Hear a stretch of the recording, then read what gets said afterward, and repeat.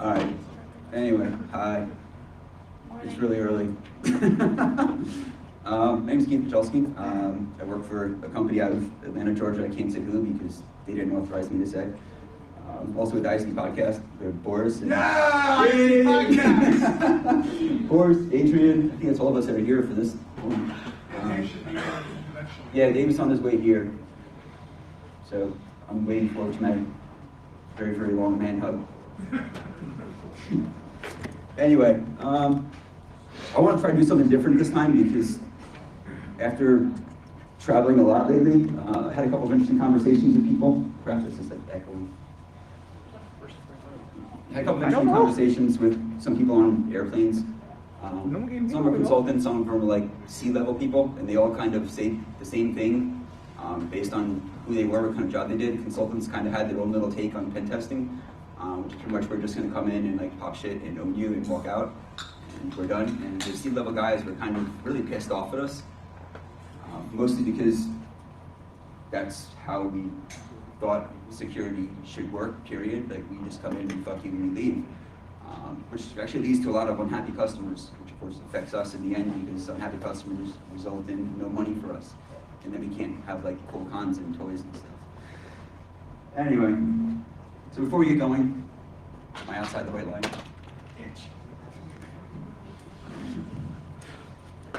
Just a shout out to HFC, great group. If you haven't bought anything yet or contributed, please do before we like leave today. Buy a shirt or some cool stuff in the back. Contribute something, anything, greatly appreciated. Johnny and Rob busted the butt this year, last year. What's along with Johnny? Yeah. So quick overview before I actually start rambling. This is kind of what we're going to cover. Scoping, classification, communications, timelines, technical issues, finding discovery, assessment, briefing, reporting, all boring crap we don't like to deal with because we just want to like come in and own stuff and leave and get paid. I just suck.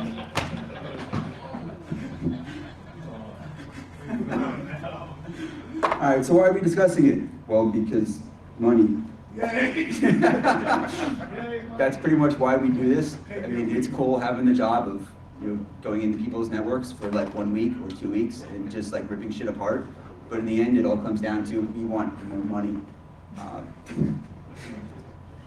Which is kind of why I got into this and started being curious and like talking to people outside of exercising some of my C stuff because I was bored sitting on planes and sitting in hotels.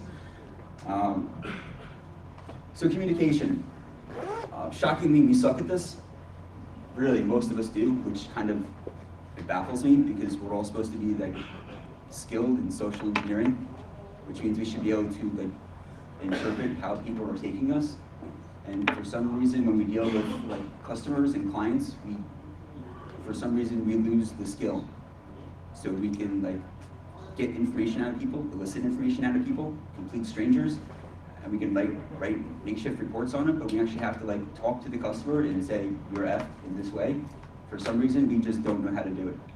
At least not how they're expecting us to. And if you don't agree with me at any point during this presentation, please stop me and you can tell me I'm wrong. You're wrong. Except for you, because you suck.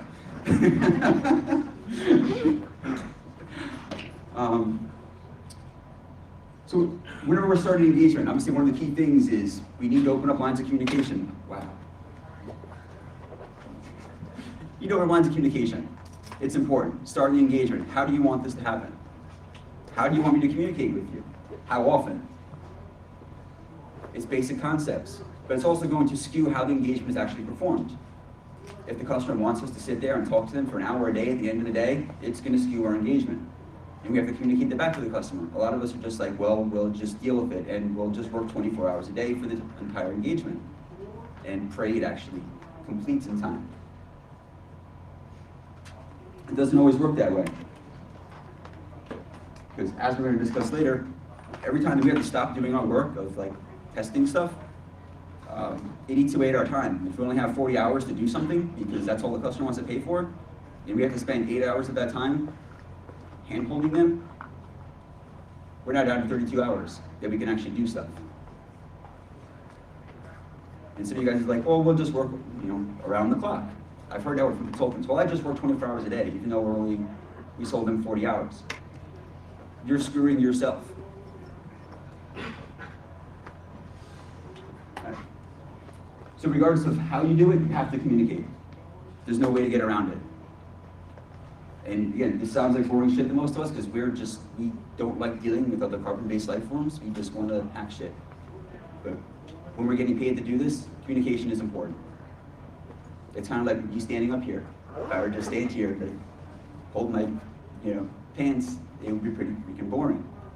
Same thing with dealing with the customer. We have to engage them, even if we don't want to. If we just want to sit at our little laptops and have fun for the 40 hours we're sitting there, it's going to hurt us because next year when the renewal comes around, that guy didn't talk to me for shit. Didn't communicate, didn't tell me what was wrong. He just kind of came in, did stuff, bailed.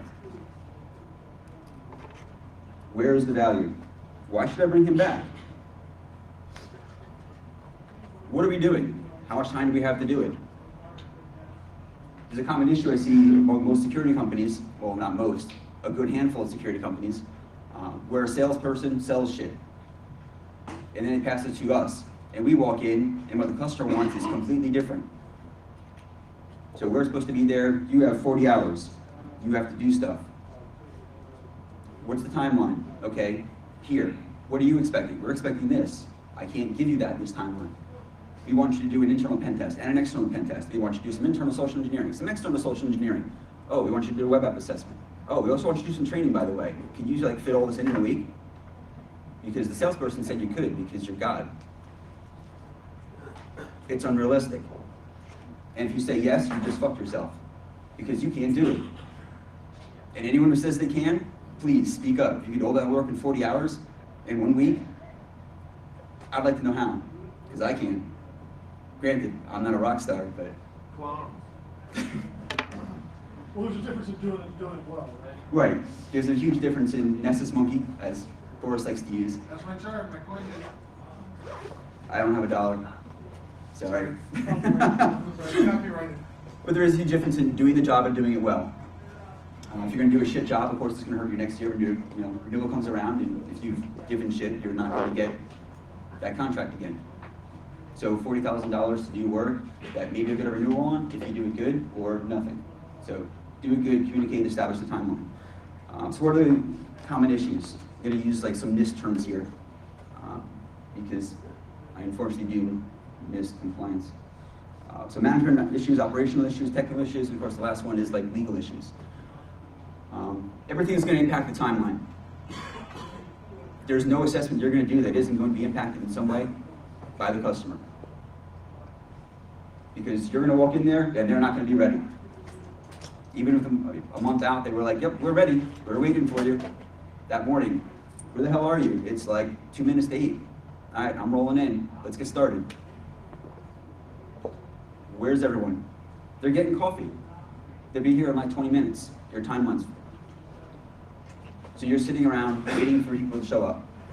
So your management issues, operational issues, everything's going to impact the timeline. And if the customer isn't aware that's going to impact it because they've already established an unrealistic work effort, you need to address that and say, look, cool, you guys are getting coffee, I understand that. I'm here. You're paying me.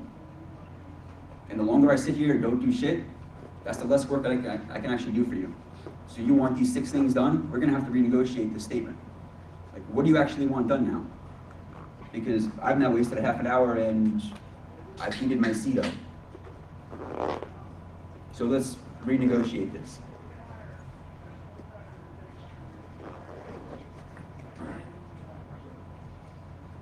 But technical issues are always a fun one. This is where I find that most new pen testers kind of really screw up. Because we start testing stuff. And the new guys, when they find something that kind of screws up their timeline, they just ignore it and they keep going. Probably use this one later, but let me throw it here now. Anyone use Skipfish? Wow, no one uses Skipfish. Okay. So to give an example, to run Skipfish against the system, on the low end, you're going to get 150,000 queries. Get, post, head, whatever. For example, if they have a proxy sitting there that they didn't tell you about, you don't know about, you didn't find out about it until you start doing the testing, that's slowing down the responses to 10 seconds a request. 10 seconds request at 150,000 requests turns into like 416 hours. So even if you work 24 hours a day, you're still not going to meet the deadline. So any technical issues that you find along the way have to be communicated, because it's going to alter the entire project. It's going to alter the scope. It's going to alter your timeline. It's going to alter how you do your communication, which is going to come back to you're not going to get what you want because your stuff's broken. And if you don't communicate it, you're going to screw yourself.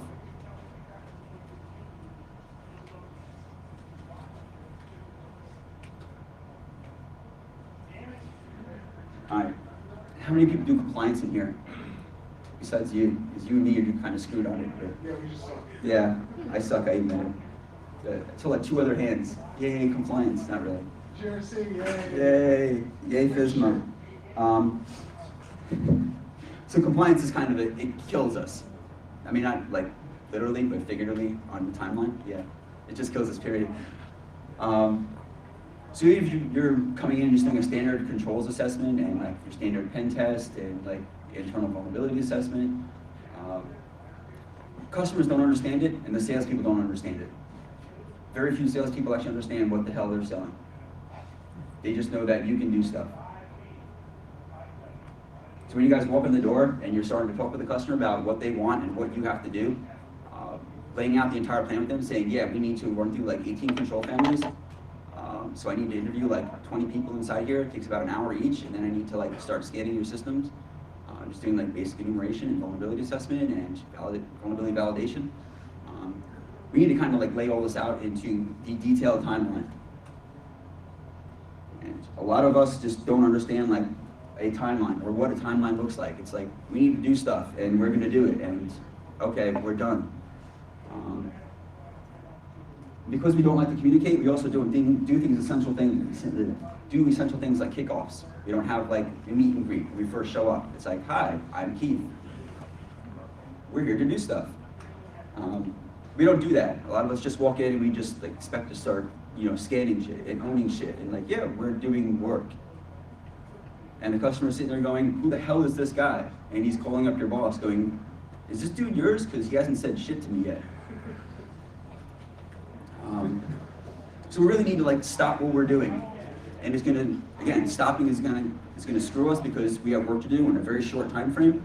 But we need to at least say hi and shake hands and say, this is what we're gonna do this week. From 8 to 5, I'm gonna be here, like sucking up your space and breaking your network. And when people call in and start saying emails down, that's probably me. And at least get a point of contact, establish your points of contact. Because when shit breaks and you don't know what to do and you just sit there like, web's down, later, I'm going for lunch. You're gonna piss some people off. And actually, a couple of consultants I know, they're just like, oh, when I break shit, I leave. That's great. It's like, do you like your job? So seriously, stop what you're doing and just walk in there, do the meet and greet. It sucks because none of us want to talk. Especially me, I hate dealing with like crowds and people, and I just want to like do my shit and get done with it and go to the next place. But so just like at least do the kickoff. Establish your communication points. How often do you want me to communicate with you? When I break shit? Okay. Do you want an outbrief every day? All right. We're gonna throw this down to our little makeshift time on a piece of paper. Outbriefs daily. Do you want an end of week outbrief? When I'm done here and I break all your shit and I'm done with your control assessment and I tell you you're fucked, bugs, do you want that outbrief? How do you want the outbriefs? Because a verbal outbrief is very different from a formalized PowerPoint presentation outbrief. Because now I have to stop what I'm doing to put together a PowerPoint presentation. And that's not going to take me 5 minutes, because now I have to go through 264 findings if I'm using NIST moderate impact assessments, take each individual finding to throw into a PowerPoint presentation, then go through all my manual testing, take all those findings, dump into the PowerPoint, which pretty much turns into the draft report that I've now created on the fly for you. So what do you want? Establish that. And if they want that formal presentation, you have to tell them, that's going to be like 4 hours. So now we're down to, if you want a meeting a day, and when I first get here, and maybe in the morning, that 32, now knock off 5, we're almost out of time here, man. So if you want like web apps done, and you want the network done, and you want like control assessments done, we're gonna have to like minimize the scope of what we actually wanna do to give you what you expect at the end of this assessment. Because you're not gonna get what you wanted when I first walked in here. Because I don't have time to do on-site social engineering, remote social engineering, the internal pen test, the external pen test, the control assessment. I know that's what you bought from the salesperson, but the salesperson doesn't know what's going on right here. And that's the other point. Once you're done discussing with the customer actually what you want to do, call the salesperson and be like, yo, you sold crap. Like, we need to like discuss this and like have a new statement issued to the customer, because what they want, we can't give them. What if you're the same asshole drafting the same homework and Then you go to the bar and you drink and you rewrite it. Or in your case, just endo and stay up all night. Exactly.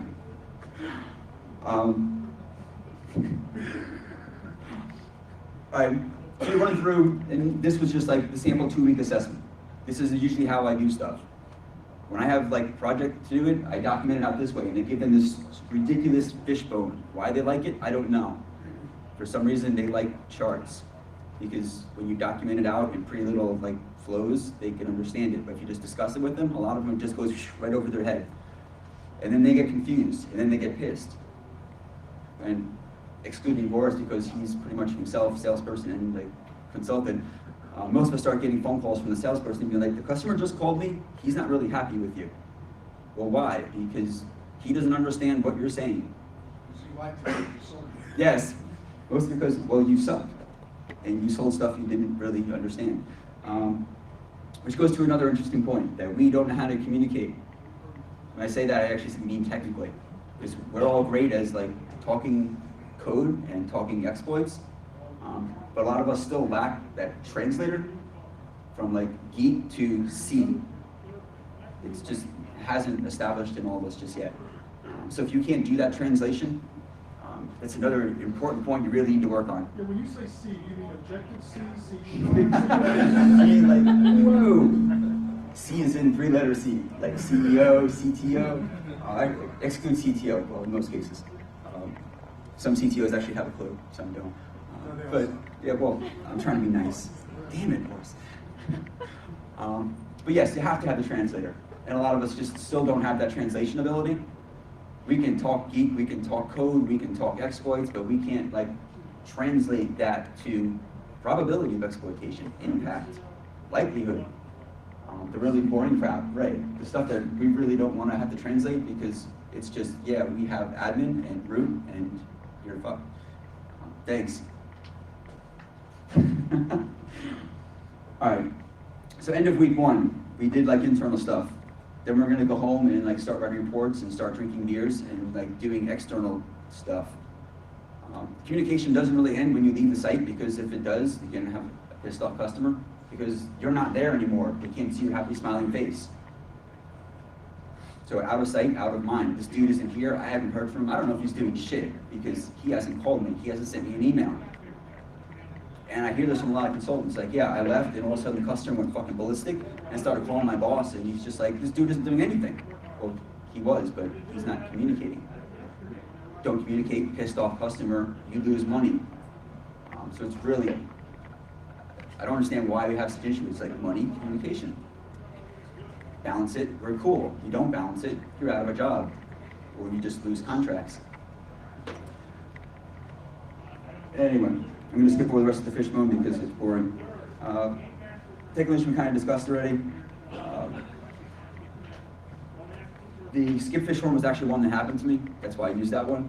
But I mean, any technical issues that you guys run into during the course of an assessment, again, it has to be communicated,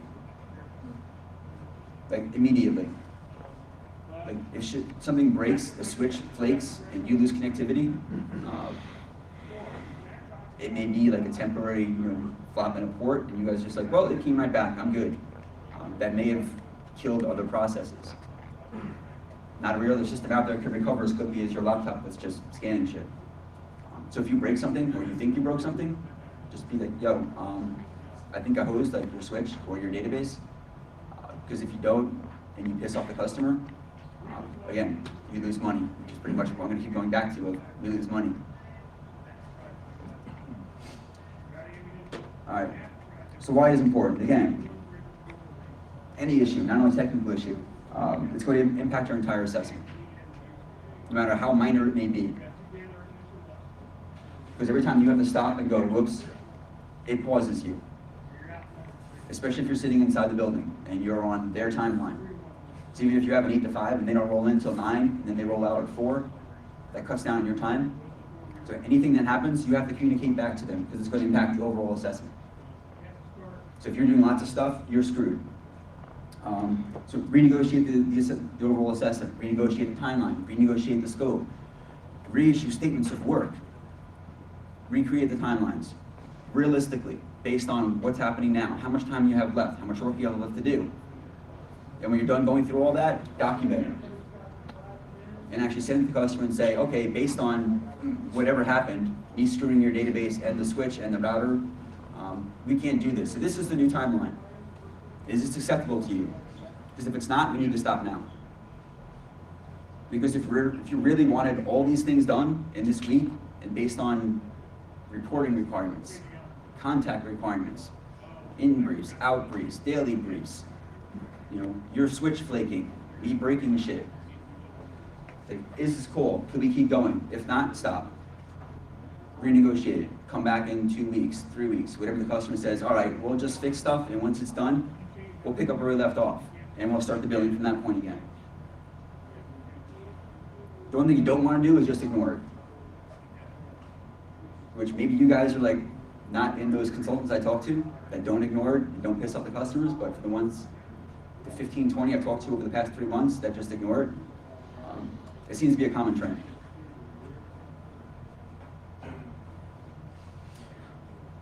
All right, findings. Findings come in all flavors. Obviously, if you're doing compliance, findings could be anything. There's a policy missing. There's a procedure missing. Findings also, obviously, I've popped your box and I have root. Most times, as soon as a high-risk finding comes up, you want to communicate to the customer. Because a lot of customers right then will want you to stop what you're doing. Like, we need to fix this now. Like, we can't wait. It's like, you popped our active directory controllers. Okay, we're going to stop what we're doing until we fix this. Some of the customers I dealt with have like 5-minute turnaround time. Other people I've talked to, it's like, yeah, we had to stop and it took them like 6 months to fix that problem. So we literally like sat there the rest of the week and did nothing. So once it happens, you have to also go back and say, okay, now what are we doing? Are we gonna like renegotiate this? So we just call this assessment done, we're gonna wipe our hands and say, all right, you guys did your job, I'll forward to get the report, we'll all be happy, and I'll go home and have beers.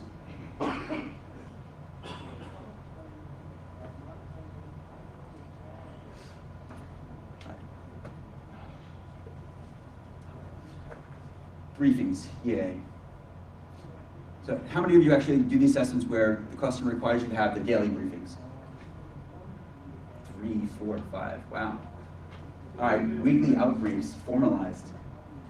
This is just more of a curiosity for me myself. 3, wow. All right, customers have varied, as probably the 8 of you probably total have raised your hands.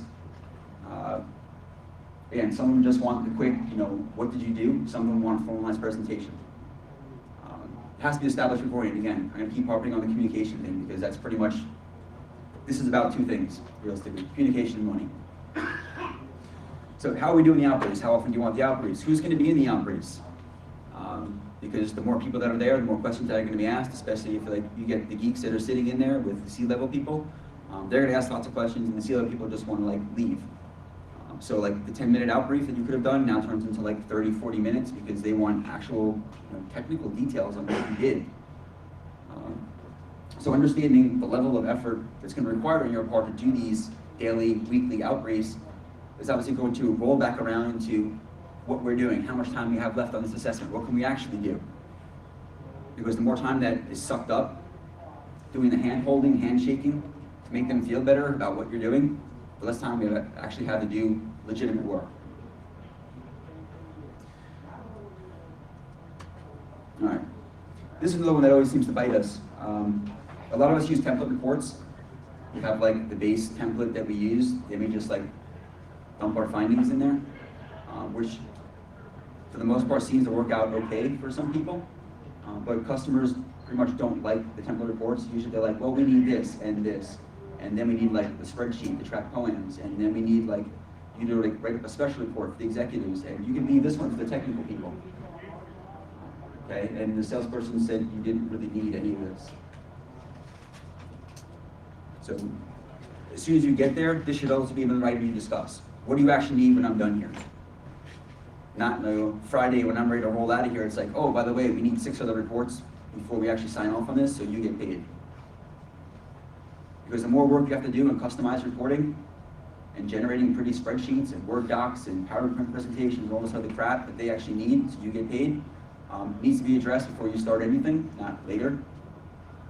Just so you know how much time you're going to spend once you leave the site or while you're on the site, so you know how much work you can actually do. I think that's about it. I sucked up. Not that much time. You missed again. I suck. I admit it. Yeah, and you click shit. Yeah, I do. I took lots of shit. How often do you have people say, you're doing an awesome job, but we don't like you because we want you to take us out to lunch and dinner every day? Yeah. This is from experience. Yeah. I started laughing at the first part. What was the second part? You're not taking us out to lunch and dinner every day. I haven't had that well. Actually, I lied. Really? I'll take that one back. So I had a customer that actually was pretty recent. It turned into a disaster for me because I'm not as good a drinker as Boris. That's not Powerade. No, it wasn't Powerade. Looked like it though. Damn. So most of the customers that I deal with, I run into 2 things. Either you communicate too much, which still boggles me because the ones that I don't communicate with get really pissed. But most of them seem to like me because I will talk to them more than I probably should, because then I end up sucking a lot of time into the whole talking thing. But yeah, I had one customer in particular that expected me to take them out drinking, and actually expected my boss to pay for it. So he kind of like made us, literally, didn't really give us a choice, that we had to take them out drinking.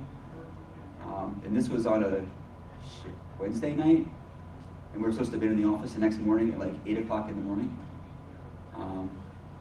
Needless to say, we all got pretty ripped. It's probably not something I repeat again because I couldn't formulate a sentence the next morning.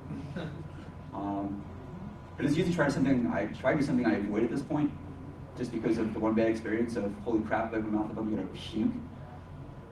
But as far as like lunches and stuff, I mean, if the customer expects me to take them out, that's fine, because in the end, realistically, I'm going to bill you for the lunch anyway. Yeah. Because anything that I pretty much spend is gonna come around and come back to you. So, hey, if you want me to take you out to lunch, you're gonna pay for it anyway. Bear in mind, of course, I try to keep the expense down, because when they get the bill and they're like, what the hell was this for, like, you know, $600? But I try to be realistic about it for the ones that actually want to go hang out. But I haven't had too many of them that actually expected it of me. In most cases, it's been, you know, we expect to actually take you out and like bullshit and learn your background, and for whatever reason, a lot of them try to hire you at that point. It's like, wow, you know, we need a security person, and you seem to know your shit. Could you come work for us? So but you've never gotten a bad review because you didn't take some sort of dinner or what? I got a bad review for being really trash and couldn't open my mouth up. But I blame that on them anyway, because they started feeding me more alcohol than my body was able to take. After like the 6th or 7th like quad cognac, my body started revolting. So yes, I remember the one bad review, but I blame it on them. But no, I haven't had bad reviews as far as, I'm not white line. Any bad reviews as far as like me not taking them out.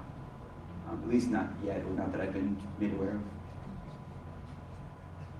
How often do you go back for follow-up to check, confirm remediations? Every time. And they haven't done anything? Oh, they haven't done anything? Or just like, not much better than when you started?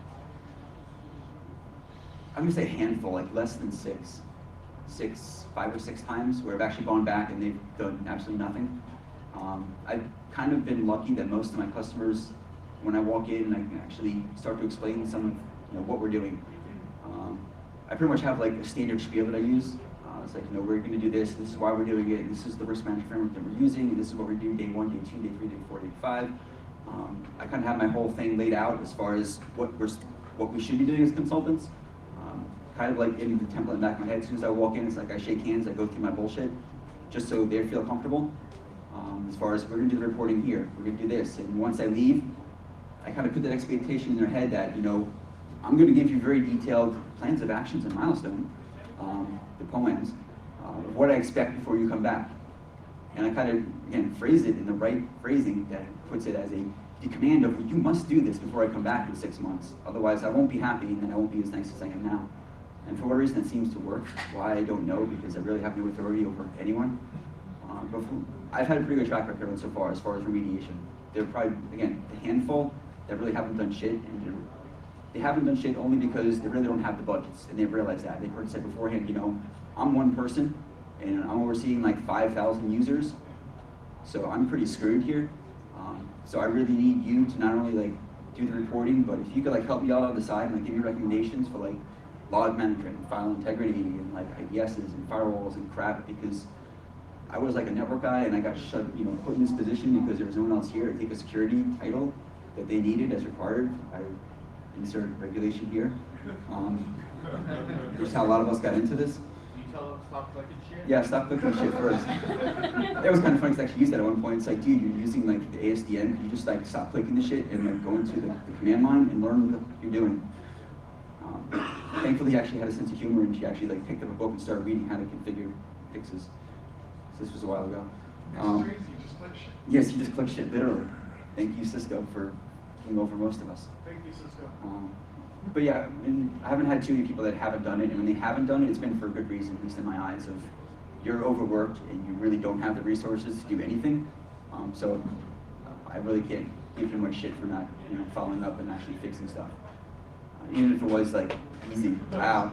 Sorry, dude. I think that qualifies as like hostage now. I'll stay here, I promise. So yeah, that's pretty much been, I've had a pretty good track record, thankfully. It could be worse, but anyway. Yay! Yay!